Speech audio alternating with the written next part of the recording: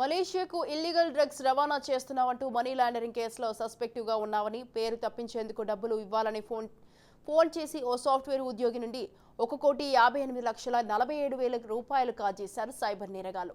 ఈ సంఘటన Patancheru police station పరిధిలో చోటు చేసుకుంది.